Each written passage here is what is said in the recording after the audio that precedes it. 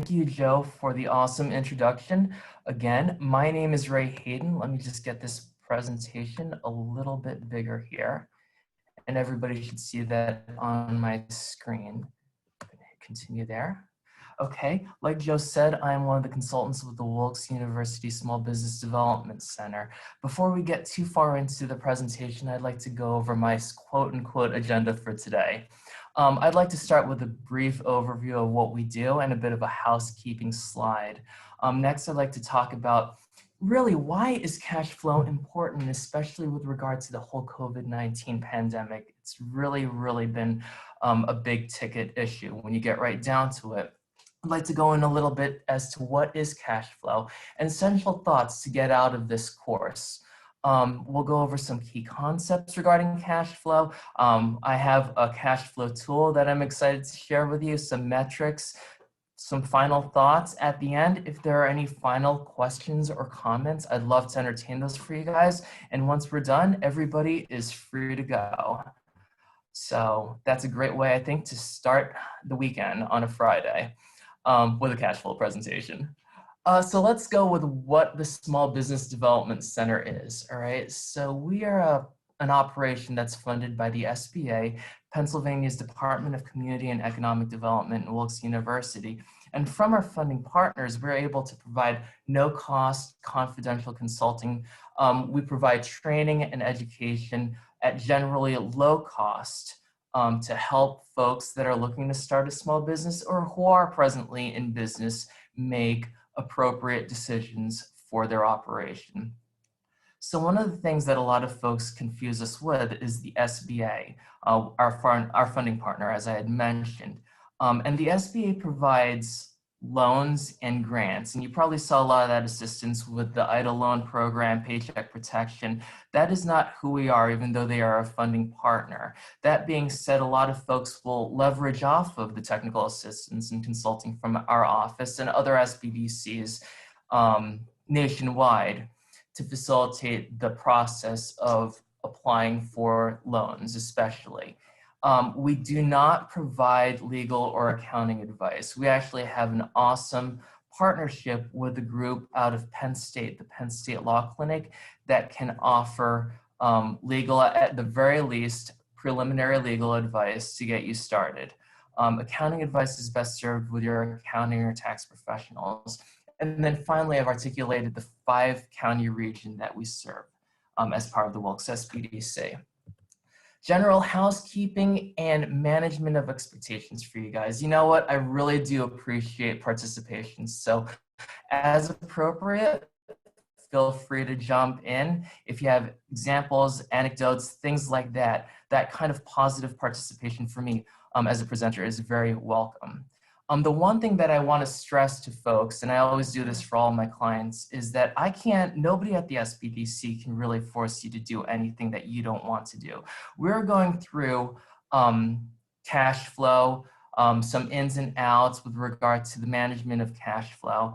And ultimately, what you do with the education, I hope you get something out of it, but I can't physically make you manage your cash flow if you don't want to. I can't force you to use tools if you don't want to. And ultimately, you have to do what's right for your operation. Relative to that, as I had mentioned before, we're definitely an education endeavor. So I want to make the distinction between education versus solutions. The realization of solutions is definitely up to the small business when you get right down to it, all right? What you do with that education, how you plan to deploy it in terms of your operation is totally you. This is essentially a bird's eye view of cash flow management. I don't want to it's really hard to get into the minutiae of all things cash flow management related. So please take this as something to apply practically to your operation. And finally, similar to that previous slide, I have worked in government finance. I used to be a commercial lender. I am definitely not an accountant. So what I would suggest is if you have accounting related questions, to please reach out to that professional. All right, guys, so with that housekeeping out of the way, let's go into why cash flow is important. Now here in this slide, I've shared a couple of general statistics for you, all right? And I just want to take a moment, take a look at these, because I don't know, did anybody find this kind of surprising? Because when I was looking at things and preparing for this presentation, despite our roles as consultants, I really found this eye-opening. I mean, especially that third point, the 82% of businesses that fail due to cash flow issues, that's a big deal.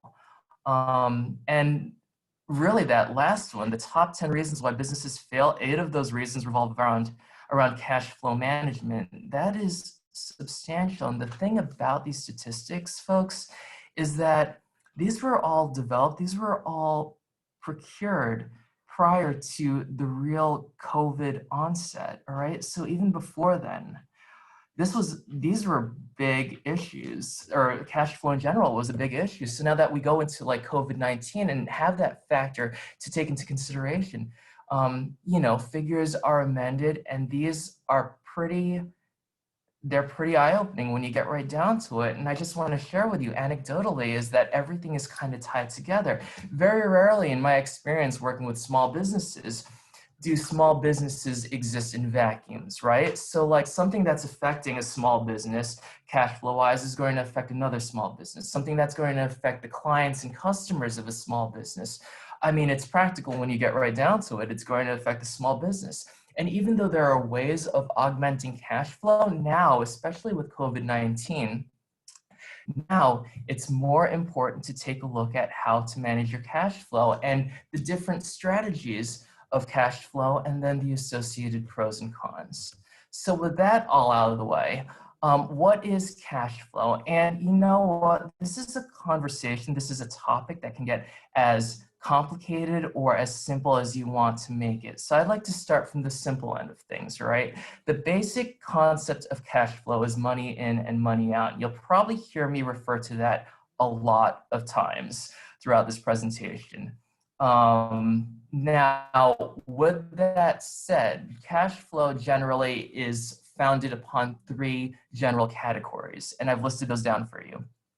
That's operating cash, investing cash, and financing. And think about it. If you think about where your cash comes from as a small business, or if you're a consultant in this presentation right now, think about where our client's cash comes from and where it goes towards. And it's going to be related, generally speaking, to these 3 categories. The one thing before I go too much further is I want to just talk about that basic objective that I have for everybody here. This is something to think about, and you can really drive yourself crazy with the details related to cash flow management. What I hope from the end of this webinar is that you're just a little more thoughtful about something that gives you a lot to think about, which is how you manage your cash flow. So we had talked about money in, money out, the 3 basic categories of where money goes, where money comes from and where money goes. And here we go. Here are some examples. Sales, for example, if you think about that, what is that? That is core to your operations, right? You have to make sales in order to survive. So that's going to be cash from operations. If let's just say you have a situation where you own the real estate that your business is housed in, and you have a tenant or something that's rents received, okay? And that's going to be part of your operating cash. If you extend products and or services to folks on, like, in the spirit of credit, really, that's accounts receivable, that's also part of your operation. But you really want to take a look at accounts receivable when you've actually received the funds, all right? Other things, financing, I mean, if it's loans, especially with loans, you're looking at cash from financing. If you're investing your money from like your savings or, other types of deposit accounts, that's going to be investment cash, all right? And then the money out, I mean, if we're looking at financing, then the money out is going to be the payments that you make on those loans, all right? Operating expenses, if you're on the flip side of things and you don't own the real estate, but you're paying rent, then the rent expense is going to be an operating expense. Utilities, an operating expense, buying inventory. And then obviously a situation where you're putting money into equipment, that would be an investment. That's money out. If you're in a situation where you have shareholders and you have to pay out dividends, that's also money out. All right, so with regard to tools, first off, I want you to take into consideration some practices with regard to cash flow. Recent research has indicated that, well, first off, let me start with this. When you're looking at procuring money from a financier, so let's just say it's a loan company, a bank, credit union, the SBA, they're at the very least going to want you to take a look at your cash flow projections from a month-to-month perspective. But recent research has actually encouraged folks to take a look at cash flow from a weekly perspective, okay? So that's going to require you to take a deep dive of where your money is coming from and what your expenses are. Again, not a hard concept to get your mind around when you get right down to it. It's money in and money out.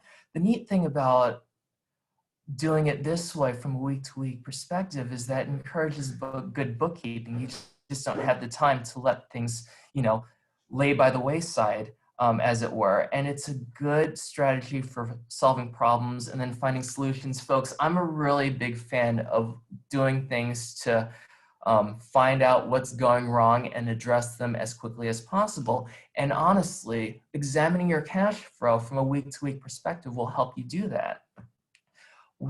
Speaking of perspectives, when you are looking at your cash flow, this is going to be a past, today, and future sort of scenario, okay? So you're going to take a look at your past, what you actually got in, what you actually got out, and how that compares to your expectations. Did that meet where you thought you were going to be? And if not, what went wrong?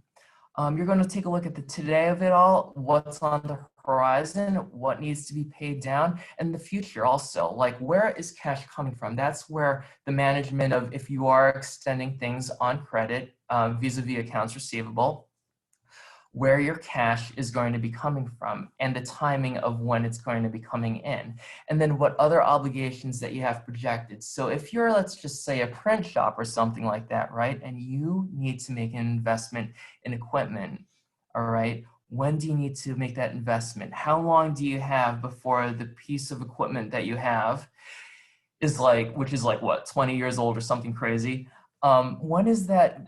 When do you have no choice but to replace that, okay? And then what instruments, what recourse do you have in order to do that? Do you have reserve cash? Do you have financing lined up, all right? So these are all major considerations. And that's the thing about cash flow when you get right down to it. The concept of money in, money out is relatively easy, but the actual management and the things that you have to deliberate on requires deliberation. All right, so I'm really excited because we actually have an Excel spreadsheet tool that helps to manage cash flow, and I'd like to share that with you guys. Real quickly, with regard to cash flow, and I'm just going to have to switch out of my PowerPoint just to share this with you. There are a couple of examples that I have. One is through LivePlan, but first let me say that if you go onto Google, first I encourage you to find a process and a program that works for you, okay? And that is able to enable you to examine your cash flow from a week-to-week perspective.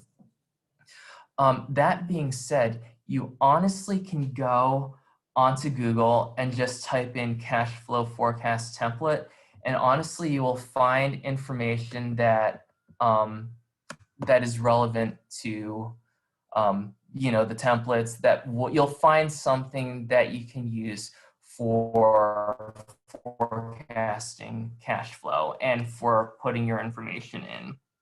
So just give me a second. I just want to share this with you. This is actually a free template from LivePlan, right? And take a look at it. From the leftmost column, you're going to see that you have cash received from, so this actually covers the main three categories if you think about it, right? The cash received from operations, you see that from your cash sales, accounts receivable, cash from loans, so that's the equivalent of financing, right? Cash from financing. And then you have investment cash and then other income. So that situation, like I had mentioned before, rents received. If you have a tenant on the property where your business is housed and you own the real estate, you could put that there. cash spent, so that's operations cash. Your accounts payable is also part of your operations cash. So cash out from operations, money out from loan payments, so that tends to your financing, right? And then asset purchases and dividends, that's all core to your cash out from investments, all right? So on the surface, this looks pretty good. You guys note this also, starting cash balance and ending cash balance. So this is an important thing to share. One period's ending cash balance is another period's starting cash balance, like the beginning of the next month, all right? Whoops, didn't mean to do that. The one thing about this, and this is a free template, so once you download something like this, you can modify it to how you see fit. This is a month-to-month breakdown, all right? And we just talked about examining things from a week-to-week perspective. So obviously that means that you're going to want to modify this. So if you're pretty savvy with Excel, this wouldn't be hard to do, all right? But this is just one example of what you can find on the internet. Now, let me close out of this because what I really wanted to share with you is the one that's been developed through the SBDC. This is actually has its genesis from our friends at the Haden University Small Business Development Center. It's actually merged with Penn State, but this is essentially a pro forma cash flow, and you'll see that this is broken out week by week, with generally 4 weeks grouped together and 4 tabs, each representing a quarter, all right? And in this leftmost column, this example is showing you what things might look like for a projection. And this leftmost column here in green shows the sources and uses of like an opening day for an operation, okay? So again, money in, money out. For an opening day situation, that means that a company like this wouldn't be making money because it's opening day. So what we have here are the various money in sources of funds, okay? So we have 2 bank loans and we have owner injection. And in this example, we have a small business that's starting out with $10,000 in the bank, all right? Now, this is the money in. Right here is the money out. And these are the categories in yellow of the money out for the opening day. Again, when you get right down to it, cash flow, the basic premise, money in, money out. And you see that the money out went to equipment, maybe signage, general things that you'd want in order to start a small business, like a place to actually have one. So real estate purchase is part of it. And you'll see here that the uses of funds, that money out nets the ending balance of $10,000, suggesting that everything that was for this project went to the project costs, and the money that they started out with is actually money that they're going to use as reserve cash for the business, all right? So now we're going into our week by week breakdown, all right? And here we're looking at gross receipts from the operation, the sales. Note that in most cases, if it is gross receipts, that nets out your direct costs or your cost of goods sold if you're like a store or a manufacturer, okay? So this is not inclusive of that. If you're more of a service-oriented operation, for those who are in that, you'll probably note that your direct costs are generally pretty minimal. And then here we have a breakdown of costs from a week-to-week perspective. And again, guys, I was just playing around with our template, so just kind of figuring out figures for you just to see how something like this would work, all right? So you'll see that somebody had a lot of advertising expenses, a lot of fuel. Maybe the operation required them to get on the road like a whole bunch of times. And that is fine, right? You have to work things out between this is something from past life, the size and complexity of your operation, right? And that's what, that kind of informs what your expenses are going to be. Maybe starting out, you have a lot of entertainment expense for the first 2 weeks, and that's totally fine, so long as it's relevant and so long as it's appropriate to your operation, all right? So honestly, we are just playing around with expenses here. Some of them are reasonable. Actually, all of these are reasonable, but the frequency you play around of relative to what is what's essential to you, all right? This is where it gets kind of fun, in my opinion, but I'm a little bit of a geek when it comes to cash flow, so I would think that. Right now, you're measuring things from a week-to-week perspective. So here we go, cash disbursements, right? That is your money out. Everything here was your money out that you saw in blue, right there. And then that leaves you with an ending balance of a little more than $9,600. So what is that telling me?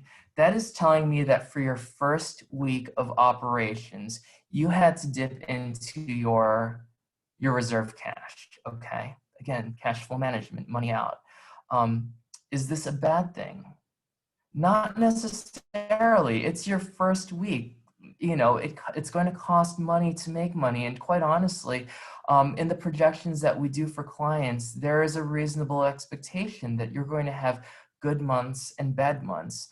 Microscopically speaking, week to week, you're going to have good weeks and bad weeks, and especially when you're starting out. So you see that for that first week, you know, a minor loss, all right?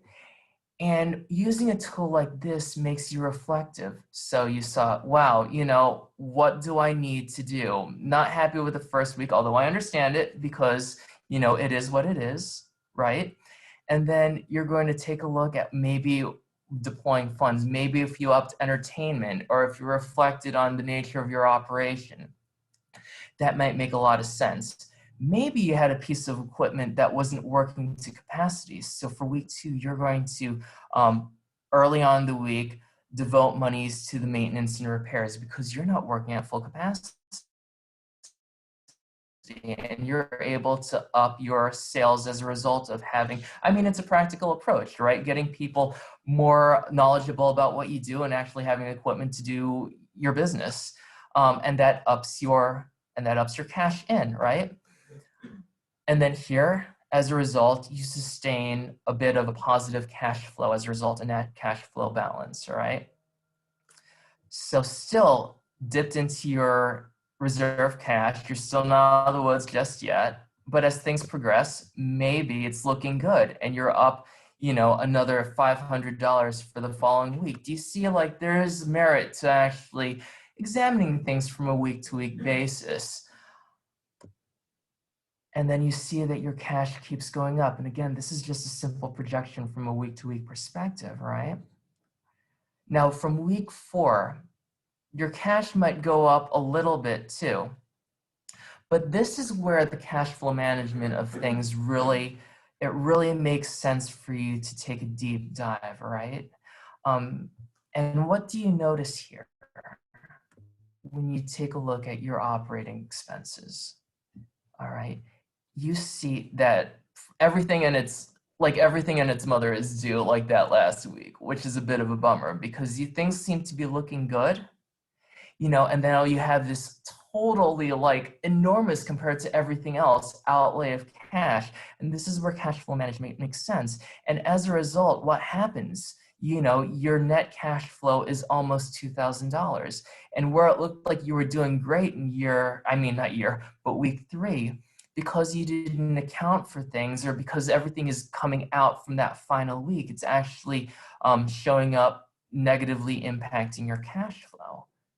And looking at things from a week-to-week perspective, you know, gives you that kind of insight, the timing of situations. And then from there on in, you can figure out strategies that make sense for you, all right? And I'm sure you guys can think, you know, man, wow, that's kind of substantial. What do we do in cases like this? And it can be, and the solutions, you know, a lot of solutions can be elaborate. Some of them can be pretty simple, you know. Call up the folks that you have your loans with, call up the folks that you have subscriptions with and talk to them about seeing the change of due date, you know, and having that in place can work wonders also. And you'll see here other things that this makes you aware of in terms of looking at things from a week-to-week perspective. The payroll, for example, and again, I was just plugging in numbers, but this suggests that for this example, right guys, you are looking at payroll from a bi-weekly perspective, specifically the even weeks, in this example, weeks 2 and 4, okay? Let's see here, is there, just want to stop. I know I've been talking a lot, and that's kind of like what happens when you present, right? But if there are any questions, I'm not the best, to be honest, at looking at comments. So I think Joe's going to clue me in if there are any questions with regard to it. The presentation with the Excel. Yeah, we Guys, just this is one question, Ray, we just had about where they can access the SBDC cash flow forecast Excel spreadsheet.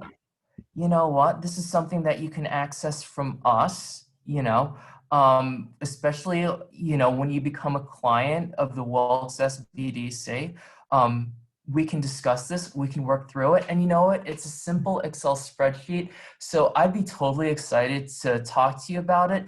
This is pretty much like, it is what it is. It's a template, right? So as we have like these meetings, we can discuss what works, what doesn't. If you're not looking at owning your property, then having property taxes isn't an appropriate inclusion as an expense item when you get right down to it. If you have a diverse sales revenue, like revenue stream where sales comes from like a couple of different things because your operation is diversified, we can modify this for you. But yeah, good question. Get it from us, all right? And this is something upon becoming a client, I can just email it to you and we can work through. We also had another question. Is there a cash flow functionality in QuickBooks? You know what? There is not really. This is what I'll tell you though. With QuickBooks, there is a system called Cash Flow Tool, all right? Now, it does have much more robust features than say my simple Excel spreadsheet. That being said, it is, I believe that they're running a special between 4 to 6 months for free. It does tie into QuickBooks pretty organically. It's able to do a lot of things for you. Like for example, this is a week-to-week sort of situation. That is a recommendation. It can get into the minutiae of even doing things day to day. I didn't want to go, so that is one product as you research other cash flow tools that you can leverage off of. Full disclosure, I didn't want to really go into a lot of products with regards to this cash flow presentation because it's really not, I'm a little reticent to kind of push products or even have the appearance of that. So I wanted to start off with something simple. But yeah, cash flow tool, I believe it's cashflowtool.com and you can take a look at that. So if that's everything, then I will just continue on. But yeah, this is a pretty cool thing. Like I said before, the genesis of it was from our friends at Haden. So I feel the need to give them props for that. Alrighty, now I'm just going to minimize this really quickly because next up, I want to go through a couple of metrics for you guys, all right? It's just 2 for today, so literally a couple. And that's the gross cash burn rate. And that's the net cash burn rate. Now, when you see rate, I mean, that's a lot of bullet points looking that over. Just think average when you get right down to it, okay? And I'll show you how to calculate these like real easy. And this is something that you can do on your calculator. But if you're building off of the Excel situation that I've just shown you, you can just do it, you know, sidebar it real quickly. So let's start with the gross cash burn rate, okay? And the gross cash burn rate assumes that no monies are coming in. So this is only taking into consideration the expenses that you have and the cash that you have on hand. All right, now you can take as complicated a process in determining your cash on hand as you want to. For the purposes of this presentation, I'm just gonna stick with the $10,000, but if you want to leverage off of your personal liquidity, that's totally up to you. You have to take that into consideration. On a case-by-case basis. So let's take a look at what we have here, all right? The total cash disbursements, that is your net, or that is your gross, that drives your gross burn rate, okay? And by default of them being disbursements, you have to assume that these figures are negative because it's money out, right? And then all you gotta do is take the average of your cash disbursements. Now, a lot of folks take different perspectives, but for the purposes of this presentation, we're looking at this from a week-to-week just perspective, and essentially over the course of 4 weeks, because again, that's all that I projected. So right now, we are looking at $2,000, almost $2,100, okay, for your gross burn rate for your cash, assuming that you don't have any sales coming in, assuming there was something like a pandemic that happened that completely halted the operation of your business, all right? And you have $10,000 in the bank. So all you want to do is take your $10,000 balance and divide by your burn rate. And I know that's a 5, that says $5, because that's how it was formatted. Let's see if it does it differently here. Maybe I formatted it all that way. Okay, so that's a little bit better, 4.77. All right, and essentially, that's the measurement of how many weeks your cash will last you, assuming gross burn rate, assuming that in this specific example, that you cannot function as a small business, right? So that's an important metric to take into consideration, and especially when you're faced, especially with small businesses recently that have been faced with this, with this pandemic. The next thing is going to be your net cash flow rate. So let's go back to my presentation, and I'll just cover that really quickly, make it big so that everybody can see. Essentially, that's both your cash in, your cash out. On average, again, so you're going to think about it, it seems like a fancy term or whatever, or definition, net cash burn rate. Just think of it as the average of your net cash, all right? Again, I try to keep things, or I want to keep things as simple as possible. And what this is telling you is taking into consideration your operation, how long will your cash last you? We're just going to use this as an example, right? And again, you're going to take the average. And guys, I don't really care how you figure out, how you calculate that. I mean, do it right on the Excel if you want to. Do it with a notepad, and a clicky pen, or on your smartphone, so long as you're taking a look at your cash flow and you're taking, and you're applying a deliberate approach. I mean, that's really what matters when you get right down to it. Anywho, so we're finding here a net cash flow burn rate of $98. What this is telling me is that, so if this figure is negative, that means that you are burning through cash. So this is telling me that in this example, even though I have sales, my cash out is outpacing my cash in, my money in. So ultimately, despite the fact that I have reserved cash, this is going to bite me like hardcore. Now, let's take a look here at how this is going to influence my operation, okay? So again, we've taken the average of your net cash flows. We've taken really the cash base, the capital base that you have, which is $10,000, and divided it by your net cash flow. And this figure is actually something that you're going to want to measure in weeks, okay?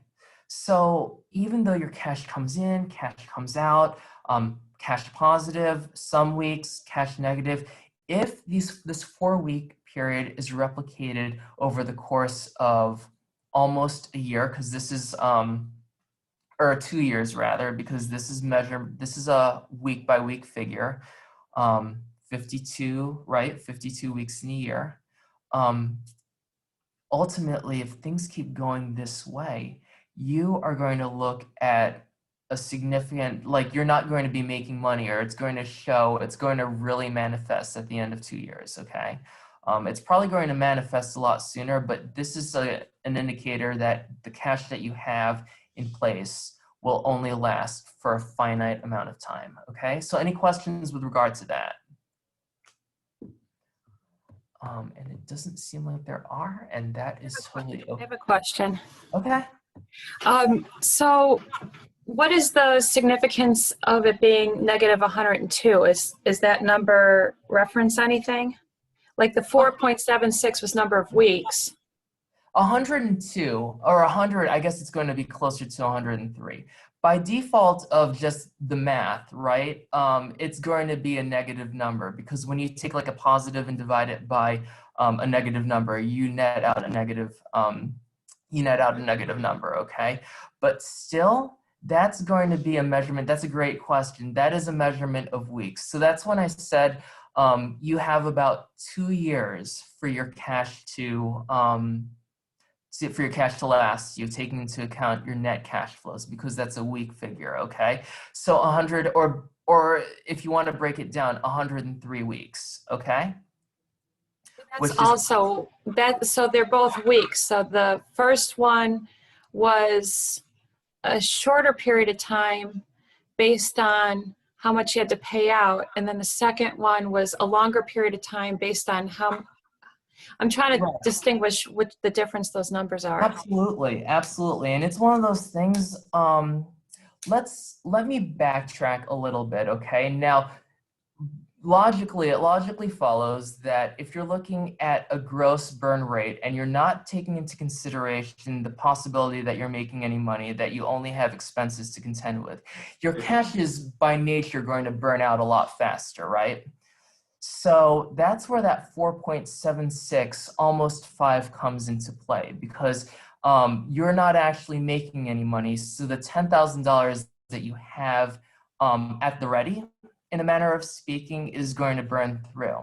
All right. Now, when you take into your account and you have about 5 weeks, a little less than 5 weeks before you burn through that $10,000. Okay. In the second example, we're looking at net cash flow. So essentially what that means is you're going to take all of your money in, okay, less your money out from a week-to-week perspective. So you're still looking at things in this example from a 4-week perspective, right? Now, if you add all these figures up, you're going to find that even though you have some weeks, the second and third week, that show up positive, that ultimately over a 4-week perspective, you're going to have a negative cash flow, all right? And when you take the average of all 4 weeks of your net cash flows, you're going to have a negative figure, all right?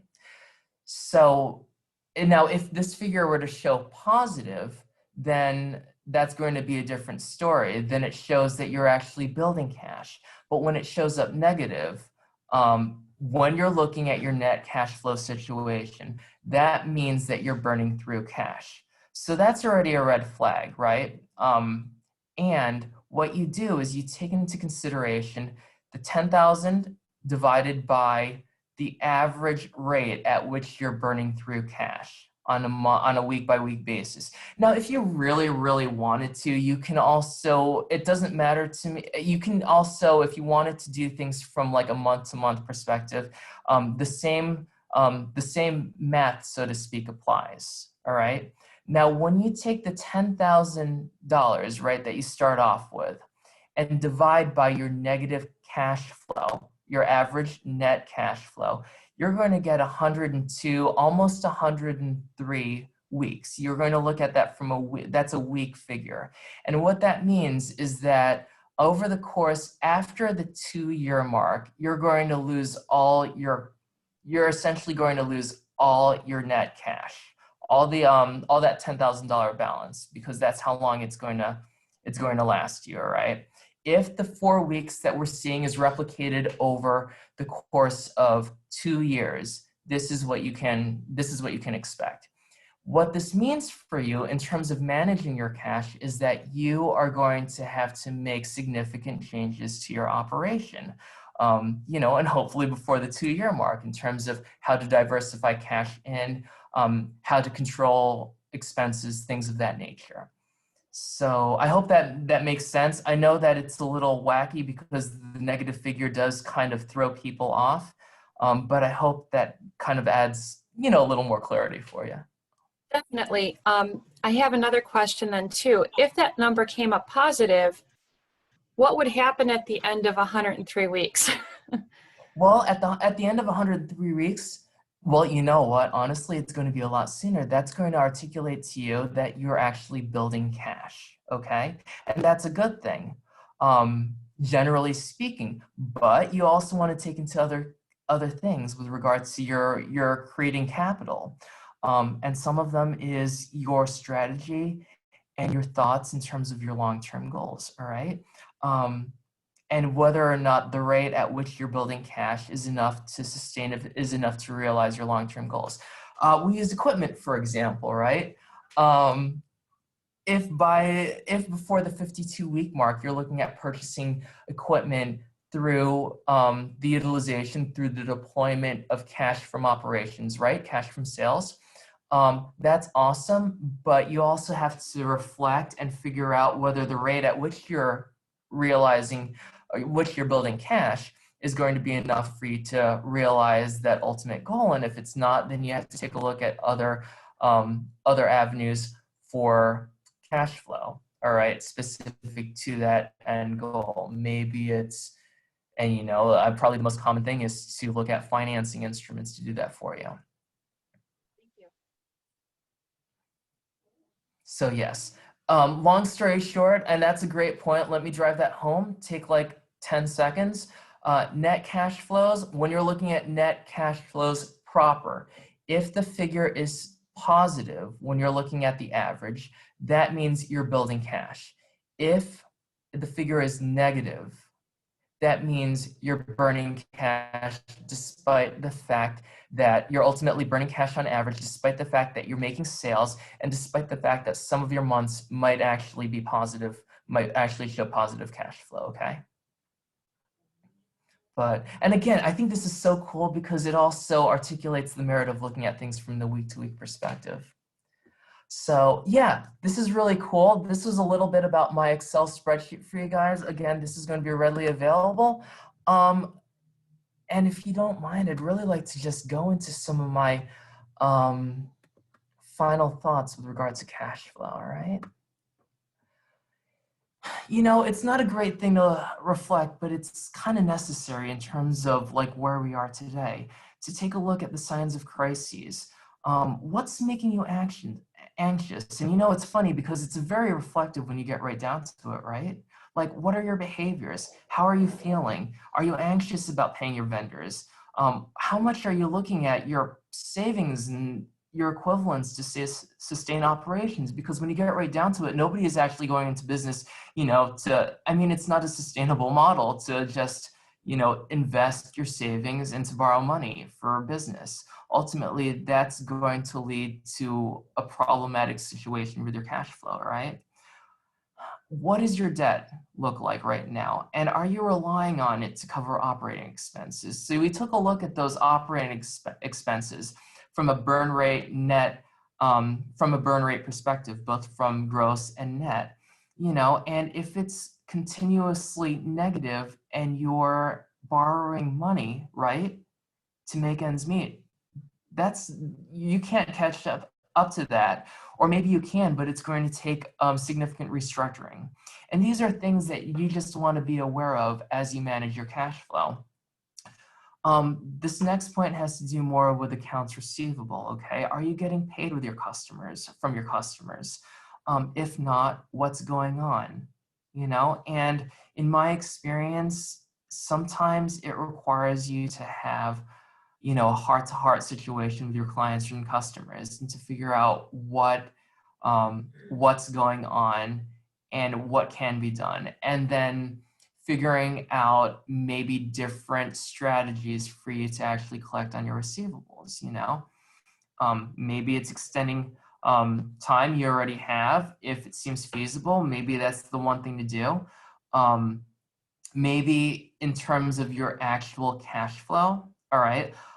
Let's just say you need capital sooner than later, and you can get by with 90% of what the outstanding receivable is. Like, does it make sense to have a program where there's a discount of maybe 5 to 10% in order to get the money faster? If you're not paying yourself, you know, especially After you've been in business for like a year or two or more, that's definitely a red flag. And then how long can you handle the trends in cash? And that's why looking at the burn rates is so important, because that's going to let you know, like, wow, how long can we sustain this situation before we need to make significant changes, all right? And once you see that you can't sustain it for long, at that point, then you can start to reflect and consider things to do. Strategies, start now in terms of managing your cash flow. There's a lot to think about, so write your ideas down. Start from a place of simplicity. Again, the whole money in, money out, awareness of your due dates, outstanding debts, timing when you get your money is going to be really important. And again, just to examine things on a weekly basis from a past, present, and future perspective. And then let that inform your strategy with regards to your operation. It's not always an easy process. At the same time, it's not always a complicated process. And then feel free to work with your local SBDC to sit down and discuss your questions and concerns, but also have meaningful discussion with your accounting professional as another means to inform your strategy for cash flow management. So I think for all intents and purposes, everybody, this is what I have for you. My email is there below in case you have any questions. Are there any questions? Joe, if you wouldn't mind, if you see anything, because I'm just terrible at. There are any in the chat box. Feel free to hop on and ask me questions. I have another question. Sure.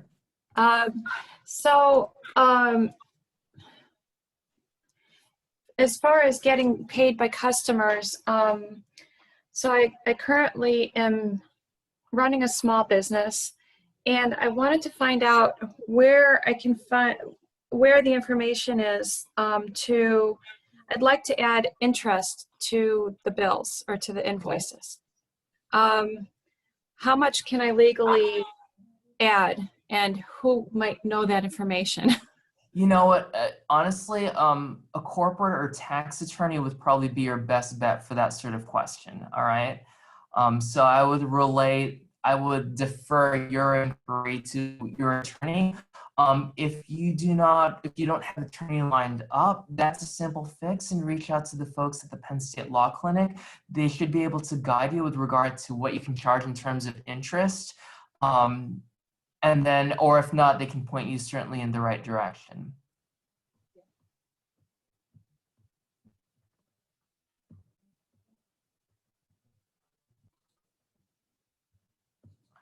Okay, but that's a good question.